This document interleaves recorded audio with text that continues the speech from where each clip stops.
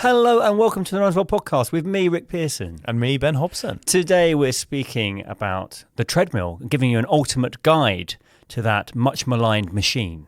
Oh, I like that. Yeah. That was a nice start. Well done. Well, we're not alone as well. We've got Rachel Boswell's joining us as the resident treadmill expert of Runners World. Hello. I shall impart the knowledge that I have. Excellent. So, Excellent. have we all used a treadmill before? Well, I think that's a good place to start, Ben. All yeah, right, yeah. good. 'Cause you are an expert as well, Ben. Well, I've tried a variety of them. So I've written about them and tested them and have used them probably quite at some periods of my life fairly extensively for training blocks. They very much have factored. It's not like, oh, it's raining outside, I'll use a treadmill. You've chosen It's like actually be like, I might do all of my speed work on a treadmill. Okay. And do it that way, because I can't get to the track easy. Like if I want set distances, set paces, that's where it's absolute Comes gold. into its own. Yeah. So, Rachel, you're training for the Boston Marathon, no less. Is the treadmill playing a role in this training? A tiny bit. I go through phases with the treadmill. Love-hate relationship. Do enjoy the odd run-of-the-mill, run-on-the-mill. Hey, that's good there. But yes, it has played a part. Okay. Interesting. Well, I want to give you a bit of history before we start. Go. Right at the start, because obviously the treadmill's had a PR problem for many years, Ben, and it's not surprising, frankly, because it started as punishment. Treadmills were introduced in 1818 as a means of punishing idle prisoners. English engineer Sir William Cubitt came up with the idea and trialled it in Bury St Edmunds Jail. And essentially, it was a treadmill was rotated on a horizontal axis, requiring the user to step upward, like walking on an endless staircase. And People do that now in the gym. That's called the stair stepper, Rick. Yeah, exactly. Yeah. So it's a kind of precursor to that as well. And, in 1865, the Prison Act of 1865 said every male prisoner over 16 was sentenced to hard labour and had to spend a considerable amount of time on the treadmill.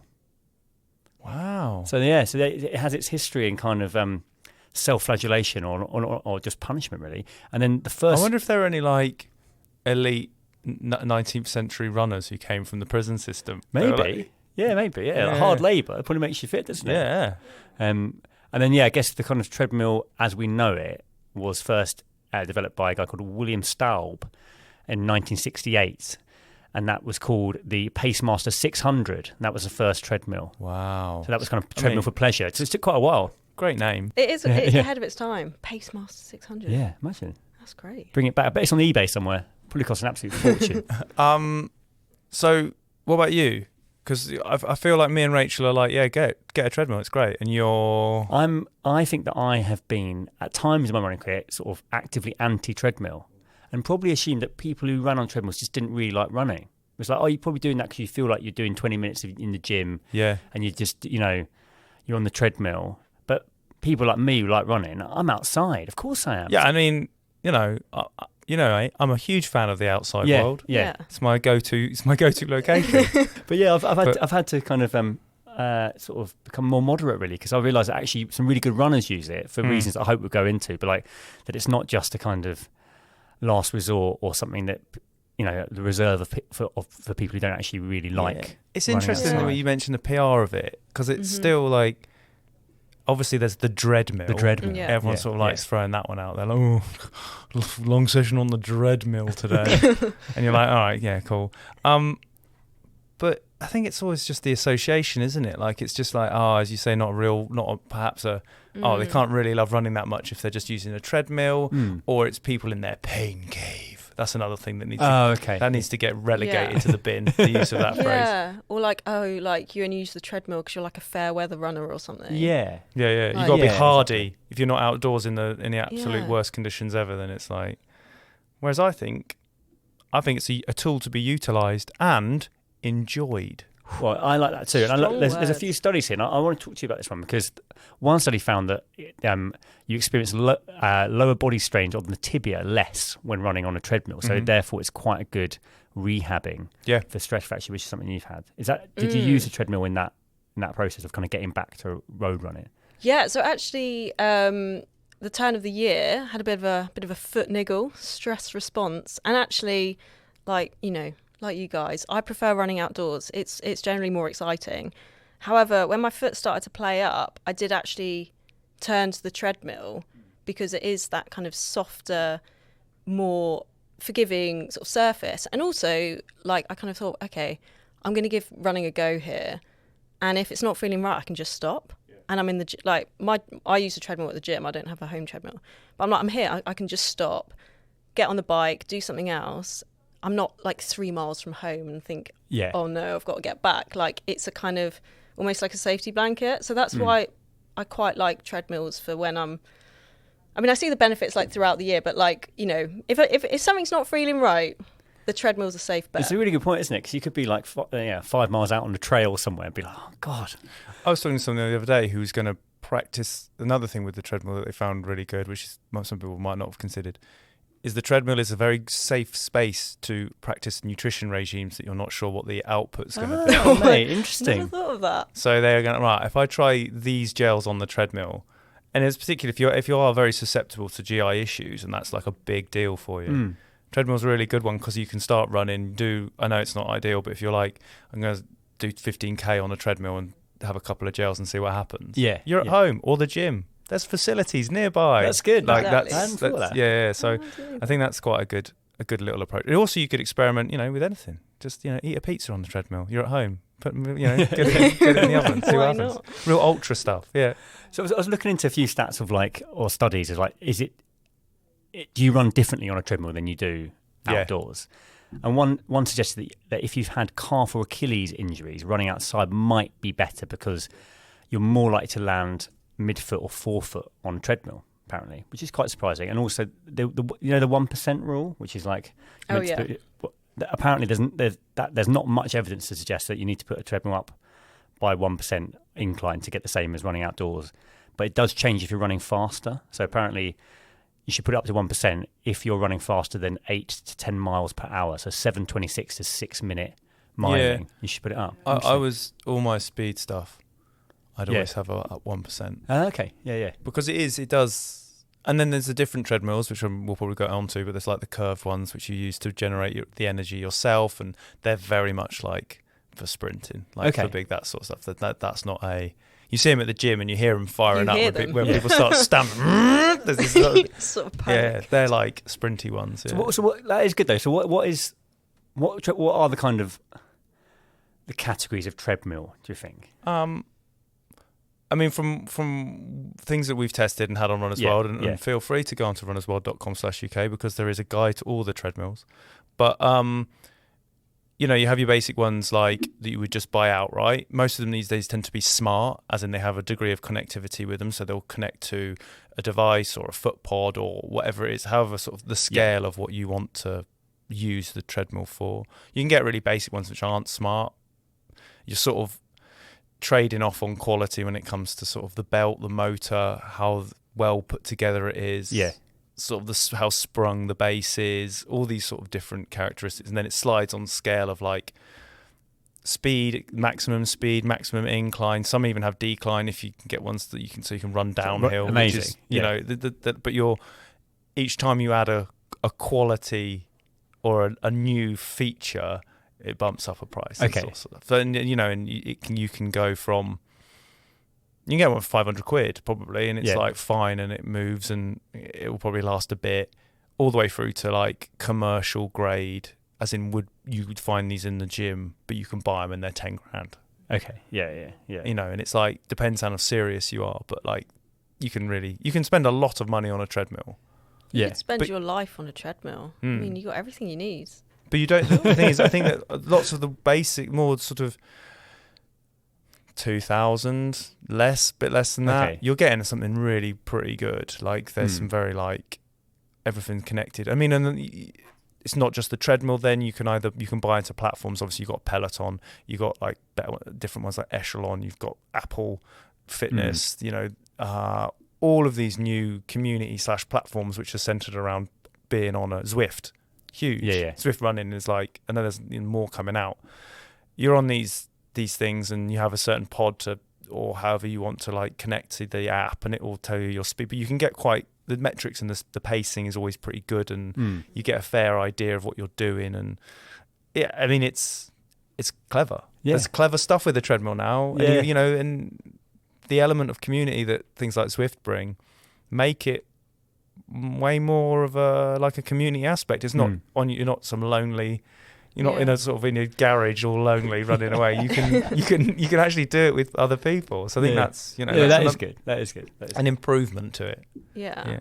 I think with Zwift actually, I mean, I've never actually used Zwift, and it is actually something that I would try. Like, I'm genuinely thinking of getting one of these foot pods. Yeah. Just to make it more interesting, and also kind of gamifies the experience. Like, you create your own avatar and you run your way to like unlock like new kit and stuff, and that's cool. Even your sessions, like there's sessions you do that they've put in there, or you can put something in, and you run through a lighted arch when it's your session time to start, and it like pings up with a noise, and you're off, and it says your pace, and it's like smart things speed up for you automatically. Like, you're not that, you can control these things, but you can predetermine speed, and you're literally like the ground moves beneath your feet without you having to do anything. Yeah. So it becomes really precise. It's a long way from the prison treadmill, isn't it? We've moved a long way. Yeah. So I think that the technology in treadmills now makes it more appealing, and perhaps if you're community minded with your running, then there's a lot out there that you can do.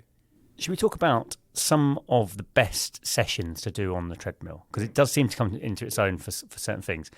I was thinking tempo running is maybe one where, because it's something that probably runners get wrong a lot, probably go off too quickly, whereas a tempo session on the treadmill feels like something that where you can set this kind of dedicated time. Is that something, I mean, you talk about speed, but do you do some tempo stuff on there, Rachel?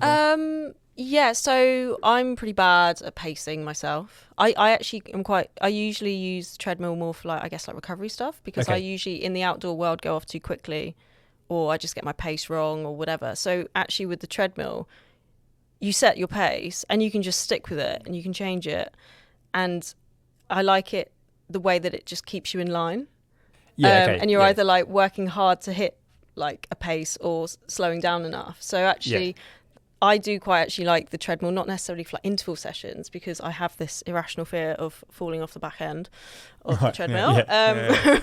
But like to actually force you to a pace, whatever pace that might be. I really rate it for that. And I know the calibration can be off sometimes, so you should go by feel, but it is that kind of safe space for like, I'm doing this pace and I know that I'm at that pace, and that's quite comforting. I mean, I think there's always that you set your Garmin or whatever watch you use to treadmill run and start running, and your treadmill will say you're doing X, Y, and Z, and your watch says you're doing this, and you're like, what the heck? But in calibration aside, the speed of the treadmill is the main thing. So once you get good at converting kilometers or whatever the speed of the belt is, that it is. Sure. I'm going to do these efforts at 16 kilometers an hour. Or whatever it is. You know that you've equated that to be whatever speed it is. So it's like, that's the one. It's like it just takes a little bit more math. Okay. And then you're there and you can kind of dial in. But on what Rachel's saying, that pace control thing's really good. I can't say I've ever really gone for a long, slow run on a treadmill. That's not. But that feels like the hardest sell, I think. 100%. But if you are terrible at controlling your speed and you go off too quick and you're injury prone or whatever it is, doing a couple where you go, right, I need to be doing 9-minute miling, that equates to 11 kilometers. I don't know, I don't know what that is, and you set the treadmill at that, it's a good way of being like, learning, this is my pace. This is how I should be doing it. Then you also can get other metrics out of it. Oh, my heart rate is actually, you got your strap on and you know that you can be going, oh, my heart rate's actually at 128. I've been doing all of my long slows at 140. And it's a metric, like it can teach you that those things. I think that's what's useful with it. Yeah, that is good. Definitely. I guess something I love doing on a treadmill, I know it's a strong word, but I really enjoy doing progression runs on a treadmill. Because again, with the pace you can really control it. Satisfying. Oh, that graph you get, it's just such a beautiful graph, and it's just so So just for anyone who's not familiar with progression running, what do you mean? Well, ideally you would negative split rather than positive split. So that means getting quicker with each kilometre or mile. So you would start off the recovery or easy pace, and then you'd finish quicker, and gradually with each mile or kilometre, get quicker. But what's really nice on the treadmill is if you've equated the speed per little jump, you get to the end, it says you've done a kilometre. Just that little pace up tap on the button. Very like, there I am, perfect, dialed in. With it. It's really satisfying. We talked with Tom Goom a few times, haven't we, with our kind of injury podcast, and he said that cadence work was actually quite good to do on the podcast. So like a lot of people's cadence could go up to maybe somewhere between sort of 170 to 185, and that's quite easy to do on a treadmill because again you can set that kind of consistent pace. Probably quite a controllable environment as well, I guess. It's time for an advert. And now back to the podcast. Yeah, it does take some getting used to the belt speed and cadence. Like those two things, you can the belt, if it's especially slower, can dictate a slower cadence. Yeah, okay, because it feels odd. Yeah, but once you sort of like find the sweet spot, this is my personal experience. I found that like the slower stuff is a bit like this is, and it's much easier to run better on a treadmill faster. Like that's the thing I found. Like the outside's easy, slow running feels. I would agree. Better. Because when you're outside, you're dealing with that different kind of terrain. You're crossing roads, or there's tree roots or whatever, and that naturally slows you down. It doesn't feel like it's slowing you down as you're running because you're just navigating your way and trying not to fall over. Whereas on a treadmill, unless you have a really sort of fancy treadmill that replicates that, it's smooth, flat, like prime conditions, Monzo racetrack kind of conditions. Yeah.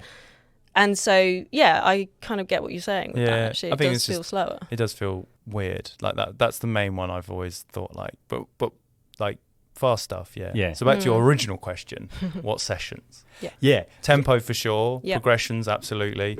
Out and out efforts. Really good. And I think hills, right? I think almost for us in the southeast, like hills are like... Yeah. That's probably where I would, as someone who's like, not anti-treadmill, we talked about this.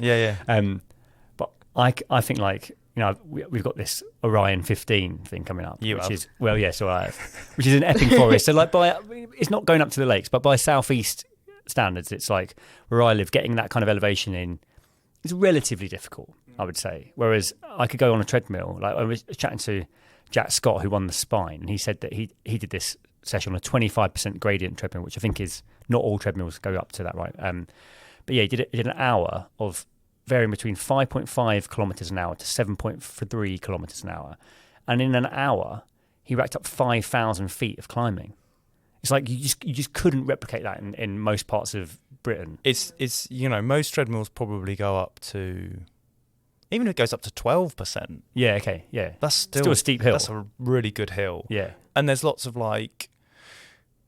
benefits from not even doing a lot of, like, obviously you need to do some running. That's really good. But there's the benefits of doing, like, what's that word, that treadmill workout that was like... Oh, it was called like the 330 something. I think gradient. Gradient, time-specific hike. And it's actually like that sort of stuff is really good on a treadmill. Like you can really like power through and just like work those big power muscles without having to run, and your heart rate will be good. And the hill stuff is really definitely. I think if you're not, in the mountains or in the hills, you can't find a hill that's half an hour to get up. Again, you're never going to have a hill that's that flat. So you've got to deal with the things. Sure, you're not. When you're ascending a whatever, it's obviously your foot placement is constantly changing because you're looking for the easiest place and the best place to put your feet.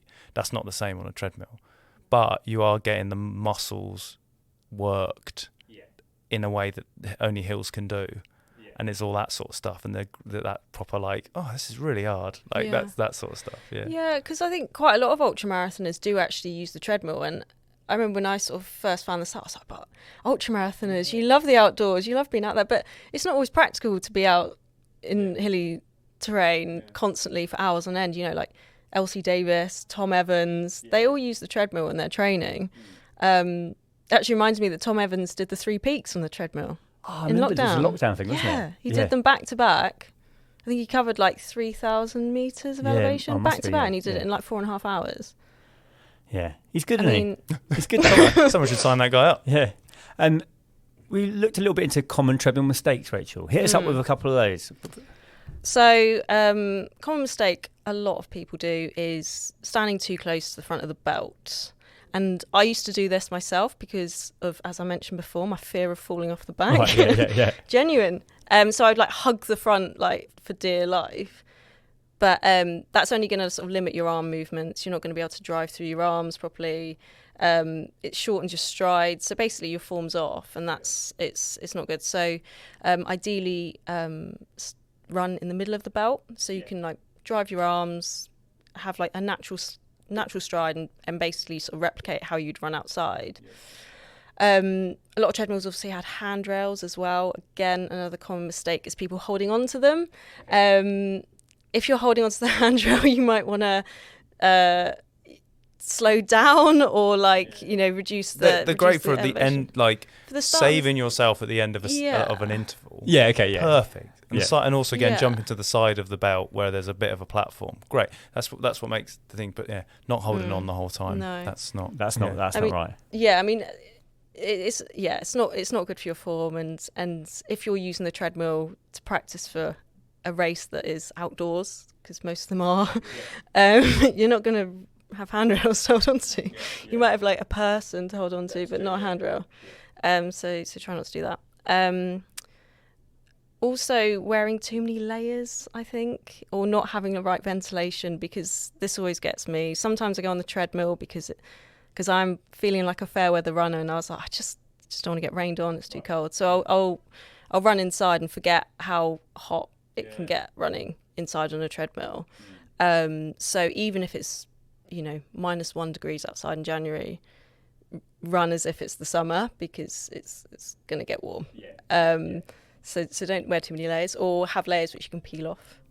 That heat thing's interesting, because I found, this is again like maybe just a little it's both my personal experience, but when I've been running, having like a towel to obviously mop, because you're going to be sweaty, but how disorientating trying to wipe your face is with a towel when you're running on a treadmill. Like you don't, because you're not really considering it. So you're running along, and if you're sort of like trying quite hard, then you think, oh, I've got the sweat dripping down my face. I'm going to just get the towel. You get the towel, you're running along. You go to wipe your face, and all of a sudden, you can't see because you've wiped your face. It is bizarre. Like you think you're immediately going to fly off. Like so I'm just, if anyone's like, it takes some getting used to. Like that's another thing I found. Like, you go, oh my God, wait. I couldn't see anything. The floor's moving. That's panic. It made me panic. That's hilarious. Yeah, I have had that before where I'm on the treadmill for a while. It feels like forever, but it's like 10K or something. Yeah. And I'll like look around a bit, and then like I'm like, whoa, like you start looking around. Look around, and then you suddenly are like, oh my God, I shouldn't look around. Concentrate. But yeah, I sort of going back to the sort of numbers thing we were talking about earlier. Like I wouldn't obsess over the numbers. Like if your Garmin or smartwatch or whatever you're using isn't calibrated, just don't worry about that, go by feel. And like just staring at the screen.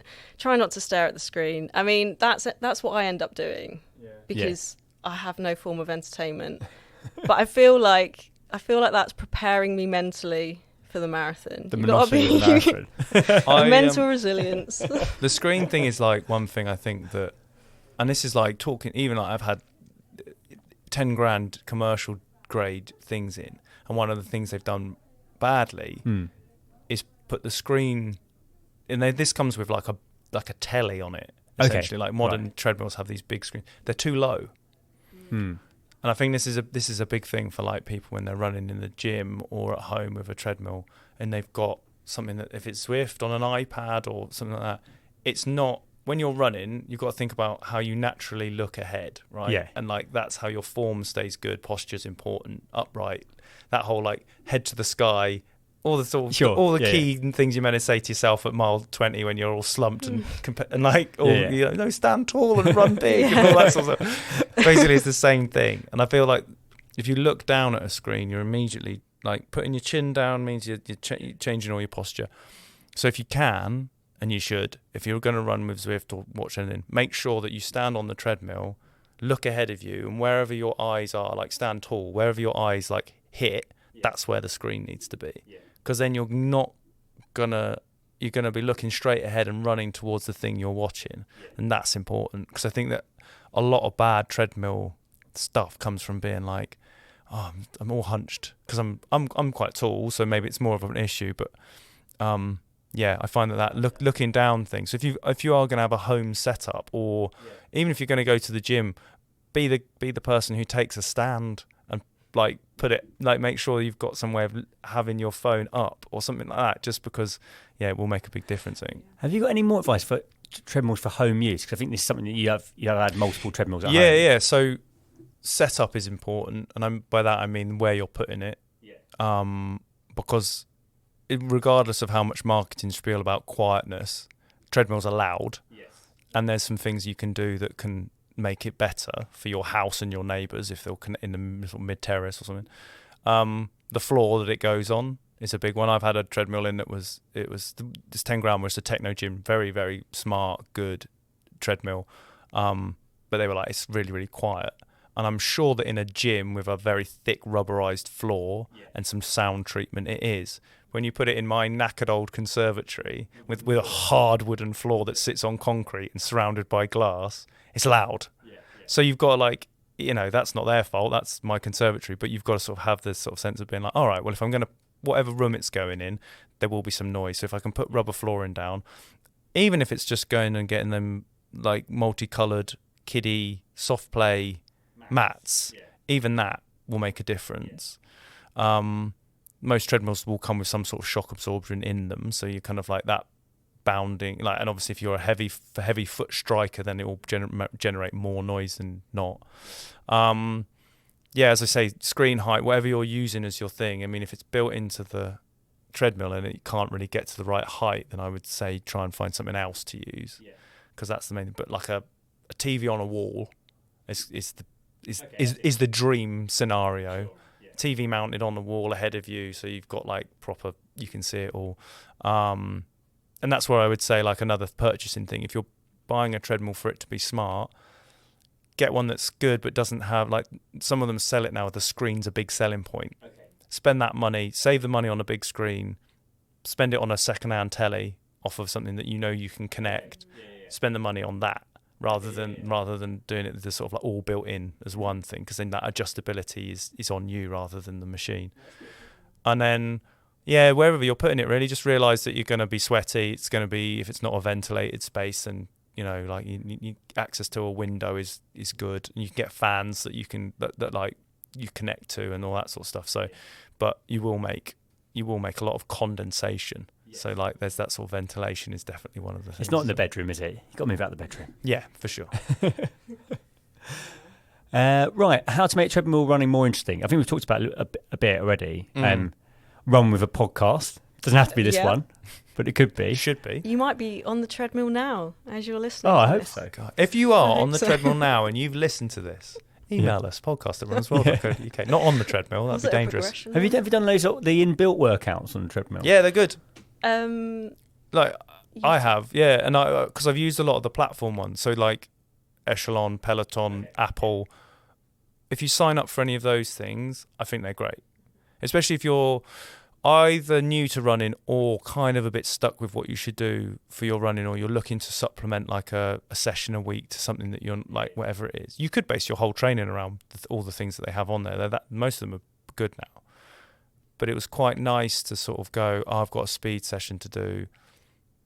Maybe I'll see what's on here. And, like, you know, if you've got 25 minutes, it's time. You've got like a little window or whatever it is, and you can't get out. By the time you've got your kit on and gone outside the house, 25 minutes is like 15.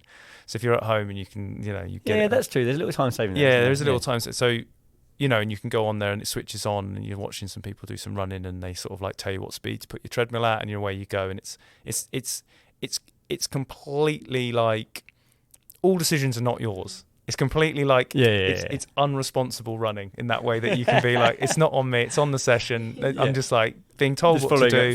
I'm sweating. This is great. And it's like, that's what's the built-in ones. Anyone who's probably used like an old treadmill like 10 years ago, when you basically were presented with like a little dotted red screen matrix. It was like the hill session was just literally like up and down. It's got better. Okay, well, so good. It's all right, you know. That's good. Yeah. But I think the inbuilt ones are pretty good. Yeah, like, and also like you can, whatever plan you sign up for, you probably get an even better Training Peaks. Or I mean, there's so many platforms now. I mean, we talk about Zwift because it's the biggest one, but like, again, Zwift, all the stuff you can do on that is. So, what makes treadmill running more interesting these days is probably that. It's not the treadmill. Treadmills are still treadmills. It's the gamification. What about racing someone next to you? That's better, isn't it? Oh, that's fun. You must get that in the gym. I feel like blokes are always doing that, aren't they? Well, yeah, of Can course you they are. outlast someone? It's like the backyard ultra in the treadmill. I would never do that. So when I'm not staring at the screen, as in the numbers on the screen, training my mental resilience. The treadmills I use at my gym, some of them you can like pick locations around the world. So like the other day I was like, oh, Queenstown, New Zealand. That sounds nice. Yeah. And so it would like play, I don't know, like some drone footage, like going around like actual Queenstown, and you're just like plodding along, and then the treadmill will like sort of like go up and down as you like go. And that was like it's not like a proper workout, but it was just a nice like, oh, I feel like I'm running somewhere nice, and it's gone up a bit down. Yeah, that's quite nice. Some treadmills and some apps now, like you can put in a famous race course, like you can do, and it will actively do the elevation for like you. So you could go and do the Marathon de Mont Blanc or whatever it is, and it will have the course, and it will adjust for that. So in terms, if that's your race, and you had access, you could course recce, like in terms of like the effort. So that's amazing. From your from your gym or from your home, like that sort of stuff makes it. They're expensive. On the price front, then, in your experience, do you think treadmills is an area where there are bargains to be had, or you get what you pay for? You get what you pay for.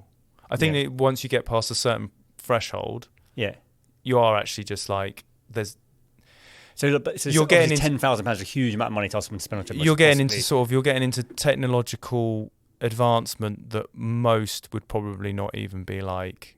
So this 10K treadmill was brilliant, and it had an individualized slat. So the belt was like a tank track, if you imagine that, rather than a continuous loop of like material or whatever it was. Individual slats which then all ran on a separate bearing. So like it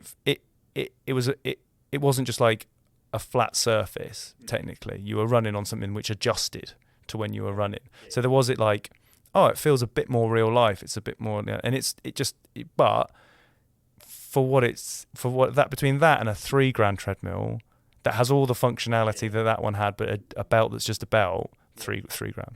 Okay, but we couldn't. You couldn't get something. If you said I want to spend £500, you're going to get something that's.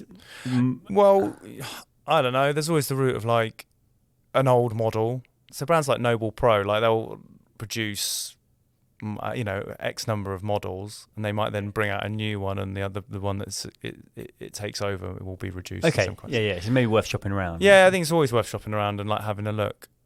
No, £500 would get you a pretty good treadmill, I still think. Yeah.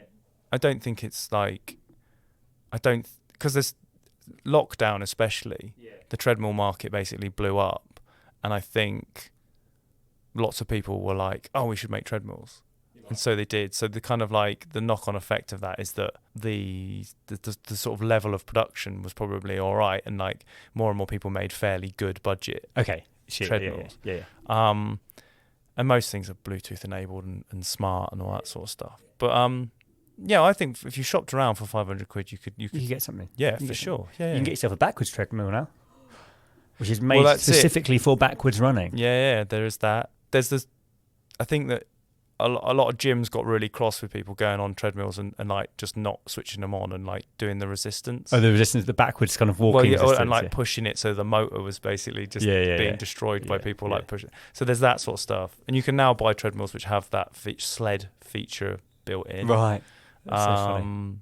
So yeah, there's all sorts of the cross training element of a treadmill is quite good. There's a lot of stuff like brands. If you buy up for a package of training, your session could be like you're doing a sprint interval, but you're getting off the treadmill and doing some like body weight workout, then you're back on again. So there's it becomes a bit more interesting. What I actually do like about using the treadmill at the gym is that, okay, I'm at the gym now, may as well do some strength and conditioning. May as well hop on the bike. So actually, from that perspective, I am more likely to sort of do a brick. Yes, so I've used the bike a lot recently, so if I'm there, then I'm more likely gonna do that necessary strength and conditioning stuff, just because I'm in that environment. So that brings us to the end of this delightful treadmill discussion. Let us know what you think of the treadmill. Podcast@runnersworld.co.uk. Well, that's the end of the episode there, isn't it? Oh, we did it. We did it. I think we covered most things about the treadmill. I hope we did. Yeah, I think so. I mean, off the top of my head, I can't think of anything more to say about it. I think we're going to get on and do the hill session. That's the one that's most appealing to me. I feel like it's really bringing a bit of USP there, isn't it? Yeah. Practice for Heartbreak Hill in Boston. Yeah. Oh, exactly. That's the one. That's it. Yeah. Give us a spiel about what all the subscriptions, Ben. Oh, you want to know how to subscribe to Runners World, Yes, Greg? please. Yes, please. Go on the internet. All right. Google it. Runners World UK subscription. You'll find a link. There'll be an amazing offer on. You can get it cheap as, but the quality remains the same. It's an absolute bargain. Subscribe to this podcast too. Distribute it amongst your friends and your pals. Leave us a review. Nice one. Yeah, positive one. Yeah, please. positive one, please. We don't really like the negative ones, funnily enough. But thank you so much for listening, and you'll hear from us next week.